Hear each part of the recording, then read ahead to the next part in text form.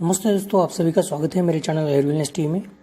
दोस्तों, आपने तो सुना ही होगा कि कोरोना वायरस बहुत ही खतरनाक वायरस है और यह 4 चरणों में फैलता है। तो दोस्तों, कोरोना वायरस के जो 4 चरण हैं वो कौन से हैं और उस चरण के हिसाब से उसकी गंभीरता क्या होती है, इसके बारे में आज हम जानने वाले हैं। नोवेल कोरोना वायरस किस तरह दुनिया भर में फैल गया है और भारत में भी यह नोवेल कोरोना वायरस फिलहाल स्टेज 2 के ऊपर है। अगर जल्द ही सख्त कदम उठाए नहीं गए तो यह वायरस का प्रकोप और भी ज़्यादा तरीके से बढ़ जाएगा और यह स्टेज 3 में पहुंच जाएगा। इन दिनों मीडिया में अक्सर बात हमें सुनने में आती है कि इंडिया में कोरोना वायरस सेकेंड स्टेज में है। दोस्तों, हम बता रहे हैं कि नोवेल कोरोना वायरस के प्रकोप के उन 4 चरणों के बारे में जिससे पूरा विश्व अलग अलग दौर से गुजर रहा है, जैसे कि स्टेज 1, स्टेज 2, स्टेज 3 और स्टेज 4। दोस्तों, स्टेज 1 के बारे में सबसे पहले हम जान लेते हैं। स्टेज 1 में इम्पोर्टेड केसेस यानी कि बाहर से आए हुए मामले दर्ज किए जाते हैं। जब कोरोना वायरस के प्रकोप वाले किसी देश से आया हुआ या फिर लौटा हुआ शख्स में अगर से कोरोना वायरस पाया जाता है या फिर उस व्यक्ति के वजह से हमारे देश में कोरोना वायरस आता है तो उसे हम स्टेज 1 कहते हैं। दोस्तों, स्टेज 2 यानी कि लोकल ट्रांसमिशन यानी स्थानिक संचारण।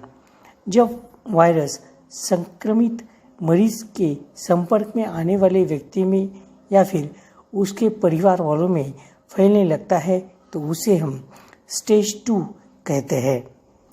दोस्तों, स्टेज 3 क्या होता है इसके बारे में अभी हम जानने वाले हैं। दोस्तों, स्टेज 3 यानी कि कम्युनिटी ट्रांसमिशन यानी सामुदायिक चरण। इस स्टेज पर ज़रूरी नहीं है कि संक्रमित हुआ शख्स वायरस के प्रकोप वाले देशों से आया हुआ है या फिर उसके संपर्क में आया हुआ मरीज है।